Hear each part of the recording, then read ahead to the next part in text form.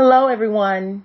It's me, Muhsinah, Dr. Muhsinah Morris, Dr. M.O.M, molder of minds, maven of the metaverse, mom of the metaverse.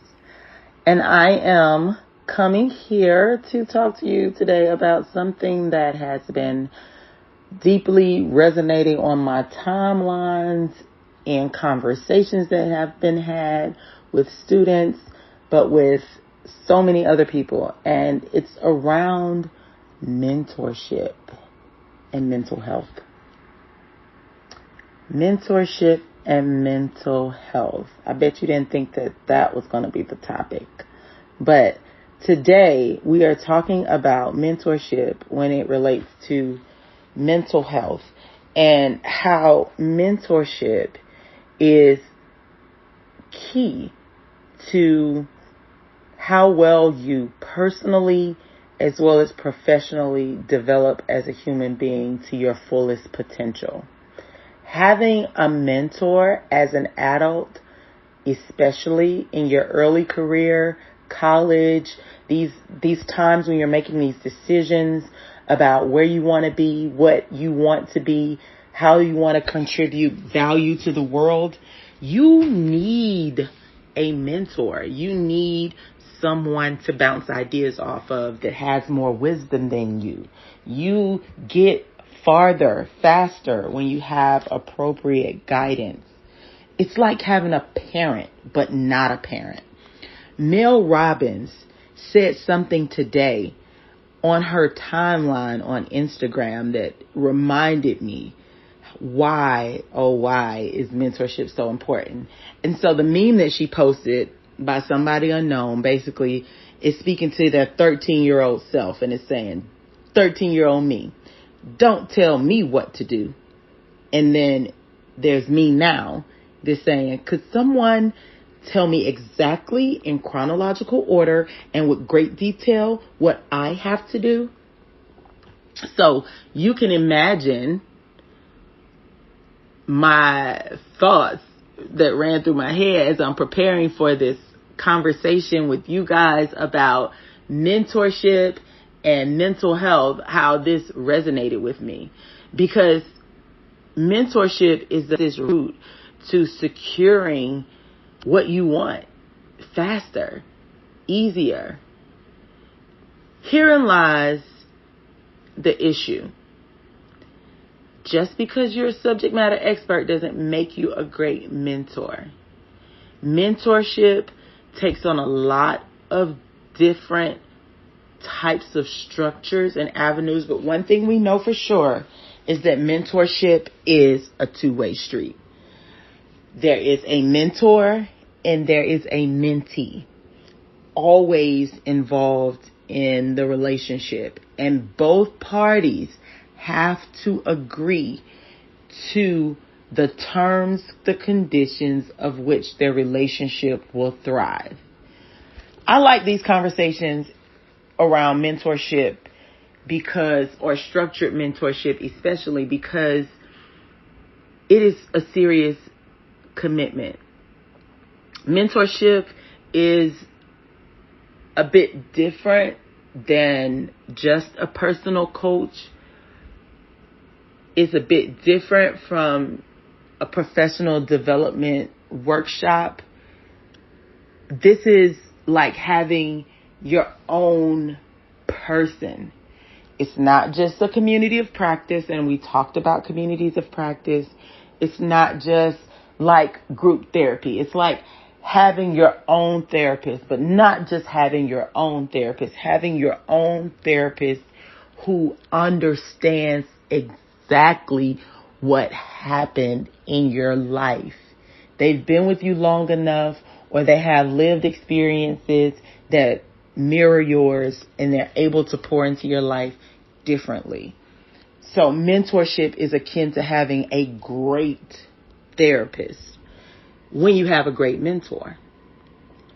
Now, what traits make up a good mentor? I sat down and I thought about what traits I already talked about commitment because it's not just a time commitment, but it's also an energy commitment. You're committing to helping this person develop into their best self professionally, their best self personally, or both.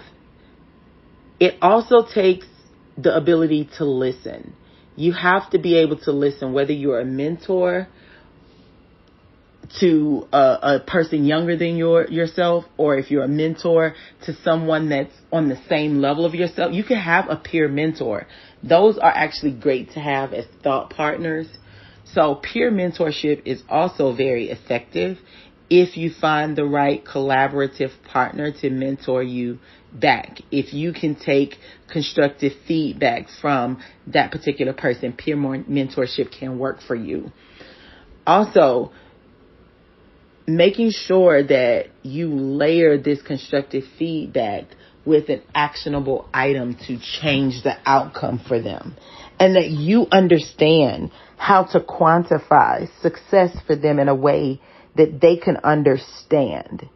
Because you really need to know that in your mentorship relationship that you have the possibility to reach your full potential as their mentee.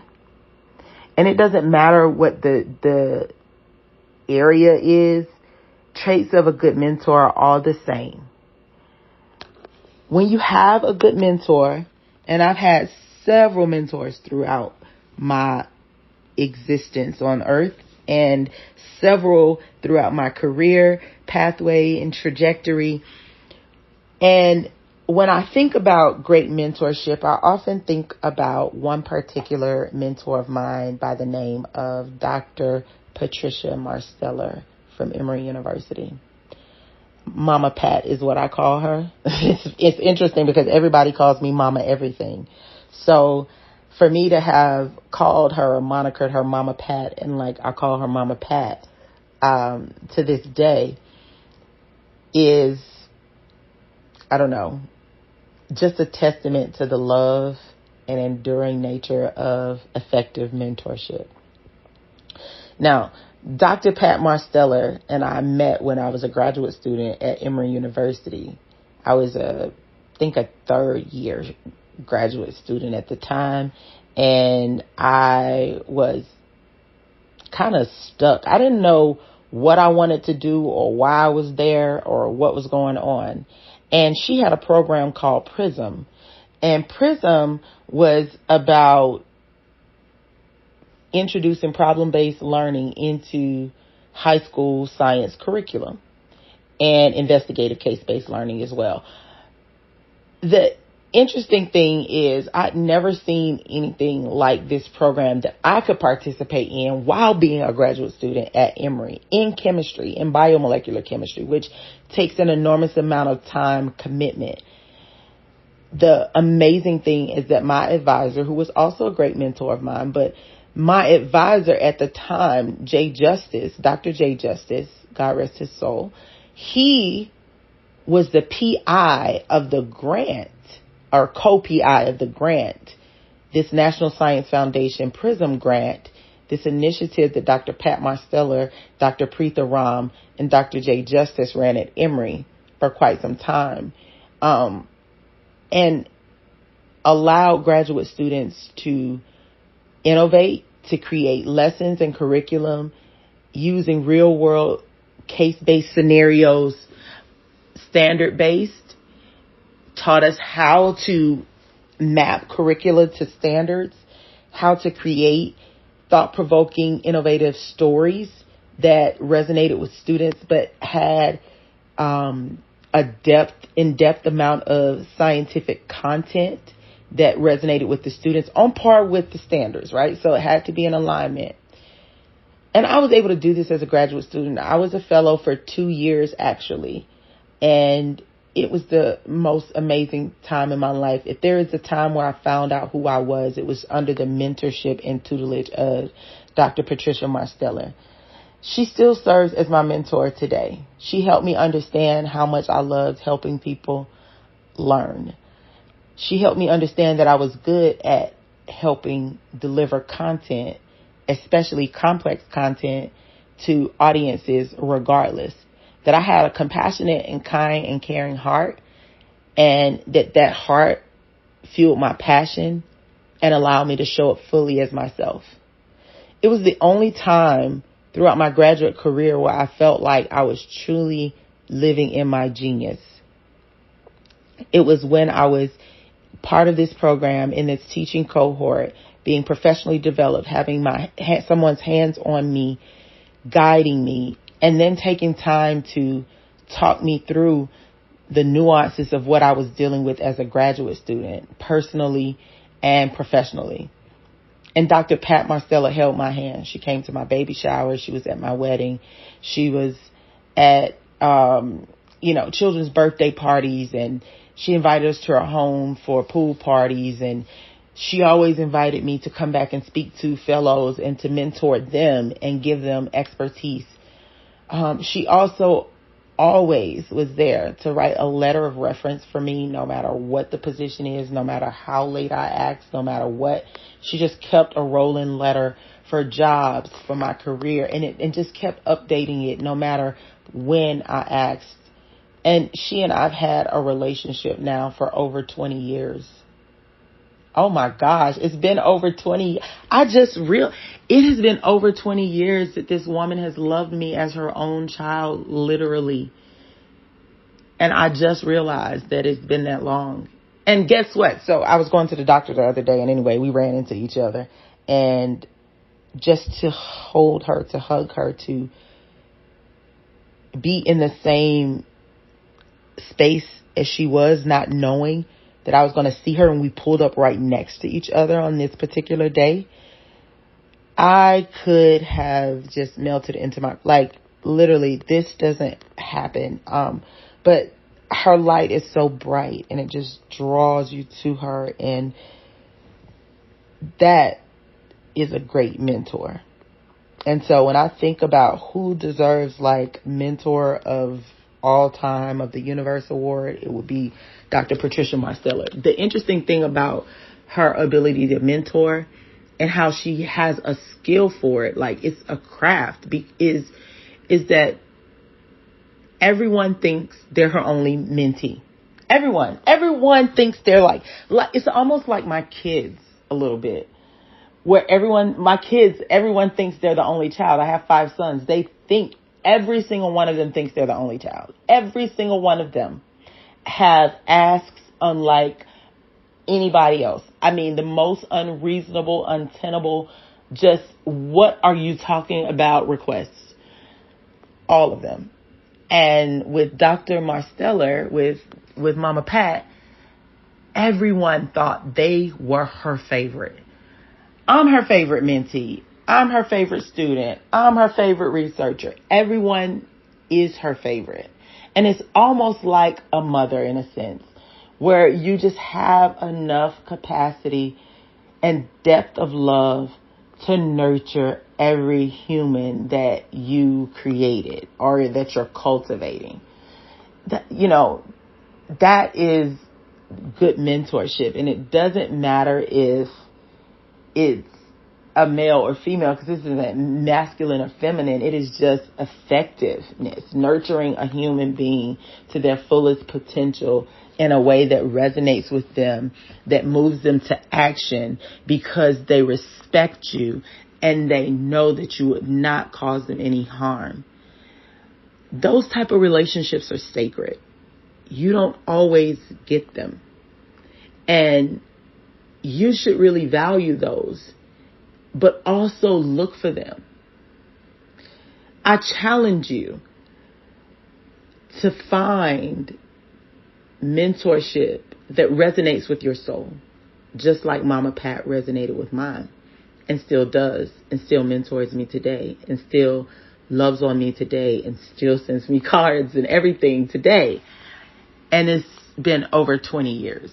And she knew me when I basically was when I tell you so lost in graduate school, so lost. And has seen me grow and develop and grow my family and just all the things. And has been right there by my side. But this is the thing. She has been so, so, so good for my mental health. My mental health was taking a nosedive when I met her, because I'm a first generation college student.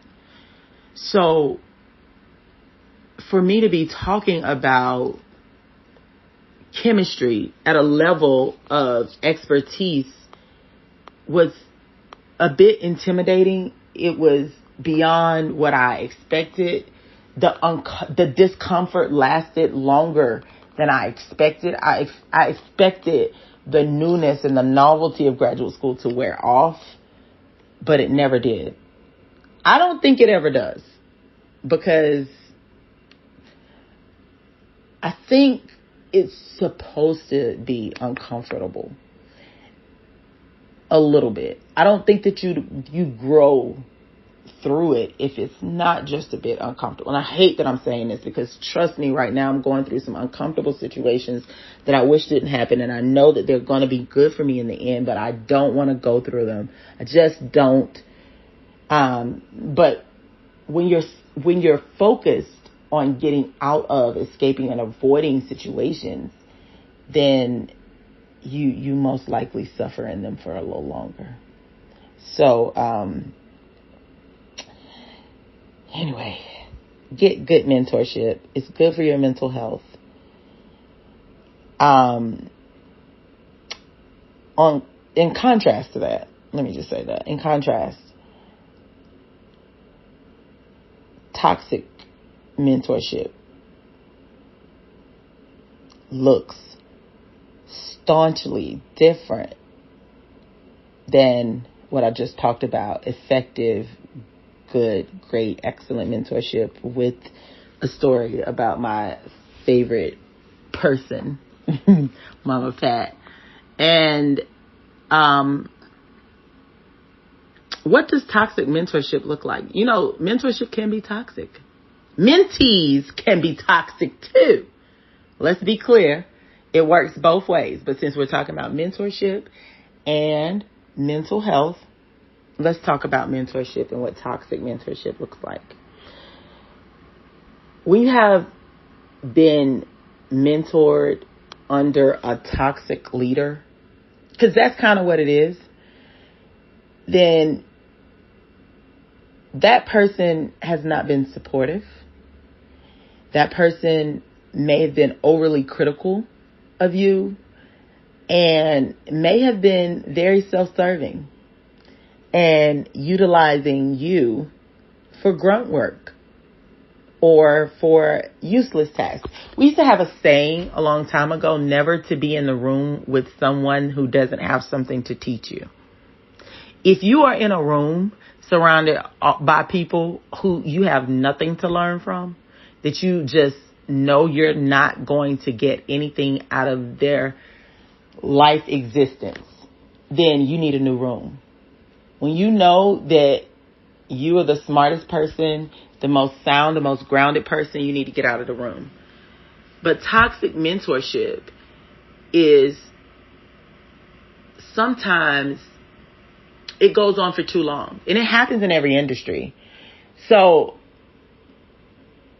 simply because people idolize people who have had a monicum of success. Let me say that again. People idolize people who've had a monicum of success, or people who they feel like have had this level of fame or achievement that they haven't quite yet grasped. Literally, I met someone who I feel is absolutely amazing. Absolutely amazing.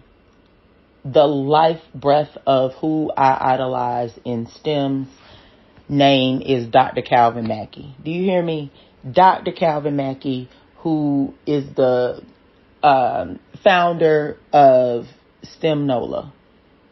Met him this summer at Afrotech. The thing is, I could see him from the stage. And like, he doesn't even know how much he had impacted me until I literally bust out crying. Okay. So I'm telling you that because I know what it's like to have wanted to be in the room, just be in the room with some greats, right? People who I admired and respected. But you don't know that person. You don't know them deeply. You haven't been in their presence much. And so the moment that you get their attention and you get some of their time, you hope that it is used effectively. Now, my relationship with Dr. Calvin Mackey is great. He is wonderful. That's not why I gave you that example. I gave you that example not as toxic mentorship, but as an example of how you could just be so, and I'm me, and I think I'm great. I have been watching him since I was a little girl do his thing. So for me, it was like a big deal to be recognized in the field by someone who I looked up to and heard so much about and never was in a space to say to that person, like, wow. So that's what I'm talking about. Like that wow factor, that celebrities that can happen to anyone can also lead you down the pathway of toxic mentorship, because sometimes you take people and you call them your mentor and they're not really in a position to mentor you, or you sometimes have even a contractual relationship where you've been signed up through a mentorship program with a mentor who they might have had a modicum of success, but as a person, as a human being, they're just not a good human, right? And so you're mismatched in some ways, and they can't really speak to you or speak your language. And that happens a lot in matching programs. Now, I do love to be matched with mentors based on interest. And that happened to me through another program, also not toxic. So like what I'm saying is mentors can go both ways. You can not know somebody or know somebody forever, and you feel like, okay, this person has exactly the life that I want. They have the career that I want. Not exactly, but adjacent, right? Or like in parallel, or yeah. So if they have the life you want, you feel like, oh, I could cultivate this relationship, and maybe that their benevolence will resonate, will rain down on me, and they will somehow, like, just being in their presence, somehow I'm going to learn something, right?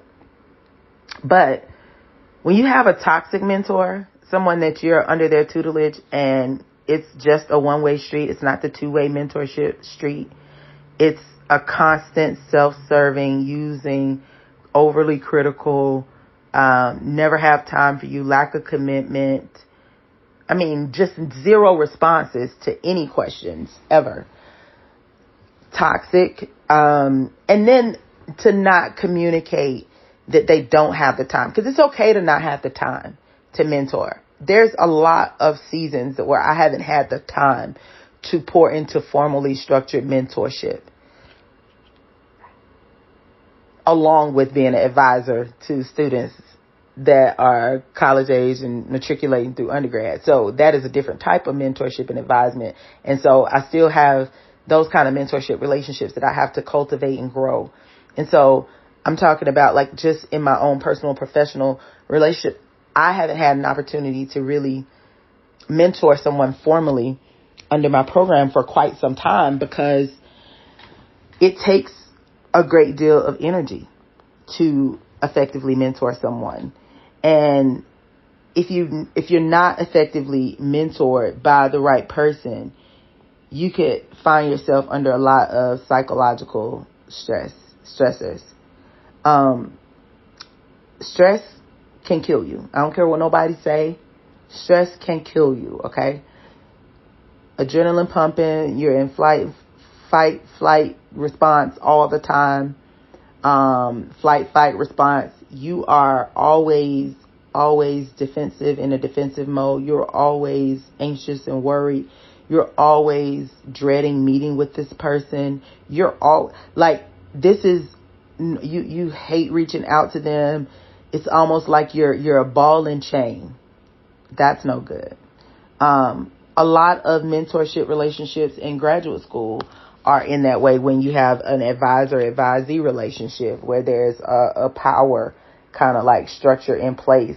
Because usually mentors you do want somebody that has more experience than you, that has had a modicum of success, that did it fast or did it slow or however they did it, but they got there, but they could give you a shortcut, right?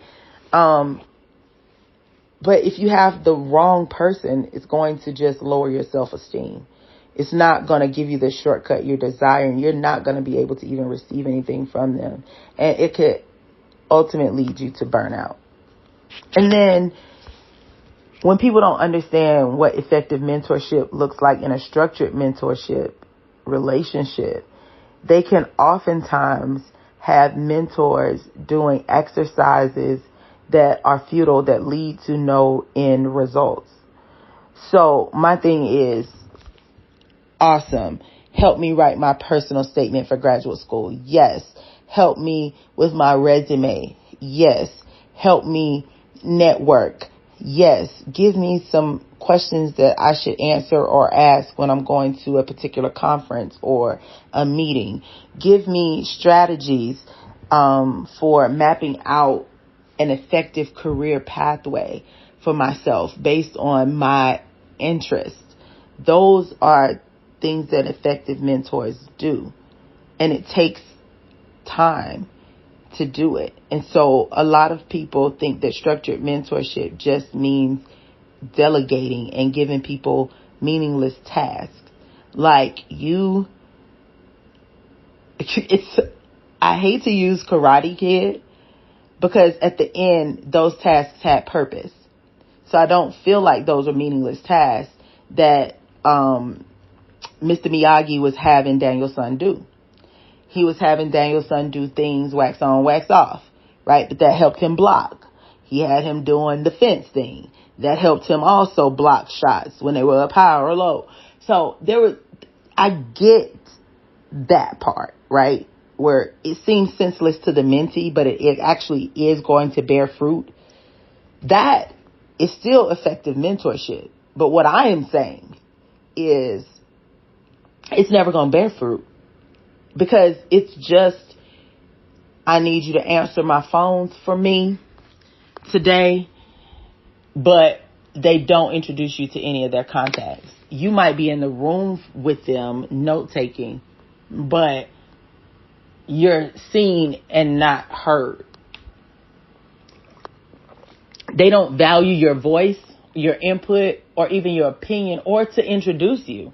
So you might not even have an opportunity to say anything in those rooms, but to be respected as a human being and have a presence, that's important if you're mentoring someone. And it's not always the right time to do those kind of introductions, but when you know that you're going to be sidelined and you're never going to have an opportunity to leverage the network of the person that you are being mentored by, that's not true mentorship. Now, if you have been a poor mentee in a way, and that's been communicated to you, and things that you need to do to improve your ability to effectively navigate, like if you're a person that hasn't followed through on key steps with key contacts and networks, then no, I'm not going to introduce you to no one else in my network, because you're not going to meet with them. And if you meet with them, you're not going to follow up with them. And if you follow up with them, you're not going to follow through with them. And so all of that is really still very important for why you might be treated a certain way. That's different, and that's not toxic. That might be toxic mentees, but that's not toxic mentorship. Toxic mentorship is just a failure to even acknowledge that, one, I'm your mentor, and that I am actually trying to cultivate you to your greatest, highest level of potential, but I'm not trying to do anything but beat up on you. And that's because people do that because they feel like, well, I went through the fire, or when I was an apprentice, when I was growing up, when I was a mentee, it's all, but if you didn't like it when it was done to you and you didn't find it effective, why would you do it to someone else? That's just the question. I just want to put that out there, is if it did happen to you and you found it to be ineffective and toxic and harmful, why do you feel like it's my turn now?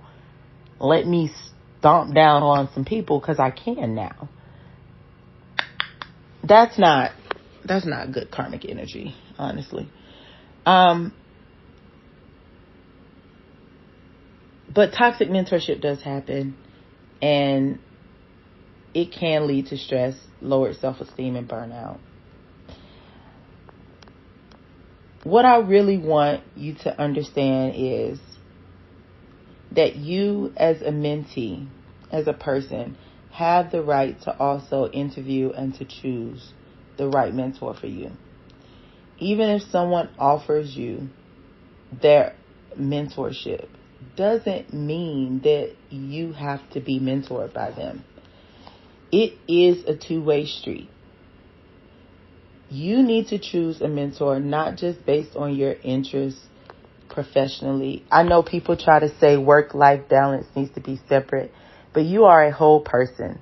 And the reason why we have a mental health crisis is because people are locking down majority of who they are as people, 40 hours to 60 hours, sometimes to 100 hours a week, in order to fit into an environment that is not going to nurture them. And I know that's a huge, tall ask to say, get in the right types of environments, because you always don't have all the information and everything is a learning experience, right? But make sure as best you can that you choose someone that respects who you are as a person and also respects the path that you've chosen for your career and is willing to help you get to your end result or see even better and even bigger. There are ways that you can cultivate healthy mentor-mentee relationships. They can start out very formal and can end up being informal interactions through lunches or dinners or conferences or meetings, or taking them on, conference trips and travel and exposing them to other professionals, leveraging your network for them, allowing them room to make mistakes, and for you to have a sandwich kind of method of critiquing them. I say the sandwich method, and I know that doesn't work for every single critique that you make, but if you can start and end positive, or start and end with, you've come a long way, let's back up to some things that we could discuss that you could do differently to take you further. How about we leverage the use of the English language in a way that speaks life into people? Because I think that people often are taken aback when people are nice to them. And they is because we aren't saying nice things to ourselves within ourselves, and we're not saying nice things about other people. And so this isn't good, we have got to up the ability to speak positivity into people without people feeling like, oh, you're just trying to be nice, or you're just trying to make them soft. No, I think that people could just be kind. And I think that people could just understand, because if you're going through something and everybody is going through their own individual journey, then that person, whether it's a kid, a baby, an adult, an elder, they must be going through something in this life, right? Something that to them is a big deal because it's happening to them. And so I just think that people should just be kind. No, it's not making anyone soft. No, it doesn't mean that my mentorship plan and how I mentor people doesn't turn them into great pharmacists, doctors, lawyers, specialists, surgeons, dentists, orthodontists. Oh Lord, I'm naming all of the specialists. Let me think, that I have created through my tutelage and mentorship. And I'm like, I don't feel like you could really, until you have gotten somebody to the finish line, are you really a good leader? Like, if you haven't made another leader that is as good as you, are you really a good leader? If you haven't poured into someone in a way that someone may have poured into you, or even if no one poured into you, wouldn't you want to fill that gap? Because one of the reasons why I'm having this conversation is because I have longed for mentorship for a long time. So much so that I would have paid for it in my early 20s. Literally would have paid. And not like coaches, because I needed someone who was in my field. I needed another chemist, and I needed to find another person who was of color, who was a woman, who was possibly a mother, who was possibly also a wife, who was also, a mother of a special needs child. Like, those did not exist as a place where there was no marketplace for that, right? There's no marketplace for mentors. Maybe there should be. Maybe there should be a marketplace for mentors. Bookmark that. Just bookmark that, okay? But there wasn't. And so it meant that I was lost looking for mentors in all the wrong places, okay? It's almost like sending someone out into the world so unprepared that they're unable to actually perform adequately, even though they have the intellectual capacity. It's because they have their sights on the wrong mentor, or they have no mentor prospects at all. I fervently believe that even in absence of mentorship, there is information. And when you can't find human beings to mentor you in a way that is going to build your own human potential, then you have a responsibility to yourself to find the information and craft yourself a mentor you. There's a song in the church that says, sometimes you have to encourage yourself. I'm not singing for real now. Listen, because I'm hoarse. But sometimes you have to speak victory during the test. So no matter how you feel, speak a word and you will be healed. Speak over yourself. Encourage yourself in the Lord. And that's kind of like what you have to do when you don't have a mentor. Like, you know you. And if you don't know you, sit down and get to know you. Look yourself in the eye with a mirror. Talk to yourself and encourage yourself. I've had to do it at many times in my career where that mentorship and that gap and that intersection and that place where I was just a little lost, there was no one. I am the blueprint in that particular area.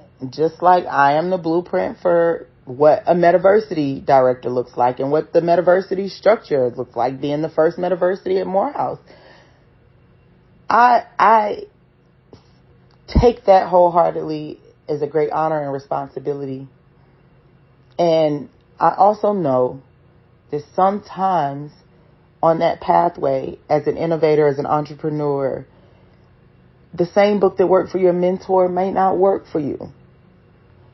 Rich Dad, Poor Dad might not be your book of choice.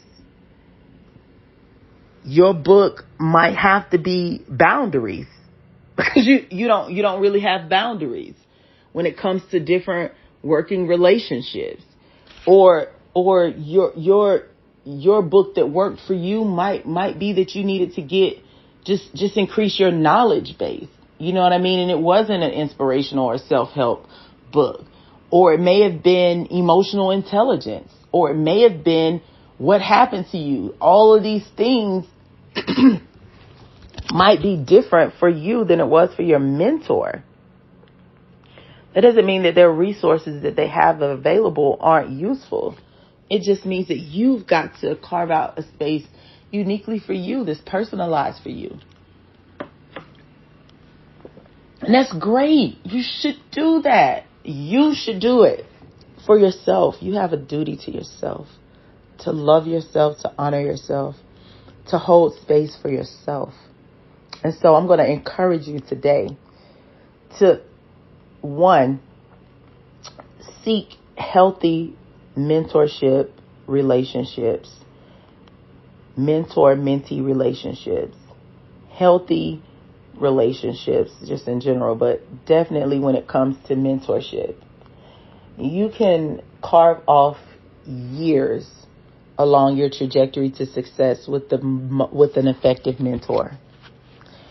You can add years to your journey because you have got to undo some of the things that has happened and have entrenched you into imposter syndrome and into this burnout, into this place where you just have analysis paralysis, and now you're just overanalyzing everything that you do and you're not making any moves.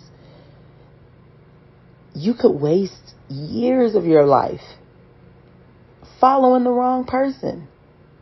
I tell people all the time, your social media timeline is your mentor. It's mentoring you. It's mentoring you every day. It's honing your mindset. It's shaping who you're going to become. What's feeding your mind? It's not funny or cute or just random to allow certain messages to just resonate in your mind and sit with you and stay with you. Those thoughts are to be pushed out. And that's what effective mentorship helps you to do. It helps you to understand which way in which your thinking may be like flawed, or your work product might be flawed, or your mindset might be flawed. Not everything really boils down to mindset. Your attitude determines your altitude. And people would say that to us all the time, but literally, if you stay positive, you're going to get more positive. If you stay negative, baby, you're going to have more of them. Because I promise you, a negative person, the thing that they like better than a negative person is another negative person. So just make sure that you stay positive and that you are always looking for the best in people, but also like know that your social media is also your mentor. So like everything that you watch on TV and media, what you listen to for music, the words that are in the lyrics, written words take shape and form and thought. And so don't make it a habit to feed yourself negative thoughts and images and things that are distorted or misrepresent norms and values and things like that. Like, you don't want to put that kind of garbage in, garbage out. Just like how we say with AI, with the computer, with everything computer based or digital, like garbage in, garbage out. You know, same thing with working out. You gonna get in what you gonna get out what you put in, no matter what. I can tell you all day that I'm walking on the treadmill, steady eating a popsicle at night. Okay, garbage in, garbage out, and y'all don't see me losing no weight. Why? Because I'm eating popsicles at night. But I'm Instagramming myself walking on the treadmill, and y'all see me do this 365 days. But y'all didn't see me for 365 days on my Butterfinger diet. You know what I mean? Like, so just look for what you're feeding yourself, and look for optimism over pessimism. But let me not say that completely. Let me take that back. Let me run that back. The optimist made the airplane. The pessimist made the parachute. I ain't mad at neither one of them. So pessimism may need to be there for healthy skepticism's sake. So I digress from that comment. But to be 100% authentic, listen, I have a call to action for y'all. I want you all to share your own mentorship stories. I'd like to feature effective mentorship relationships. I think this is really good to do. Like, to share your mentorship story, your journey with a person that, has held your hand and seen you overcome and achieve. You know what I mean? Like, that would be great. So I am inviting you to share your own mentorship stories that could actually be featured in future episodes. So fill up my inboxes, fill up my DMs, go to unitethemetaverse.com and click on any one of my social links and hit me in my DMs, whether it's LinkedIn or Instagram, X, Threads. Just hit me up. I will hit you back. But share your mentorship story. That would be dope that you would do that. I shared several of mine, and I'd like for you to share yours. And no, you don't have to reveal anyone's names. It can be anonymous. You don't even have to show your face if you don't want to. But I would like for you to share. And if you share it on your stories with Instagram, then tag @chemistry, CHEMYSTREE. That's me, chemistry. So, thank you for listening to my podcast episode about mentorship and mental health. I hope that this helped someone. I hope that these messages resonated with someone today. And I invite you to share your own mentorship stories with me, because I'd like to feature them in future episodes, kind of like as segues. And when we go to our next iteration of what this podcast could look like, then I may even have you on the show. So please, please, please share your mentorship stories, and be sure to reach out to me and follow me at unitethemetaverse.com. Take care.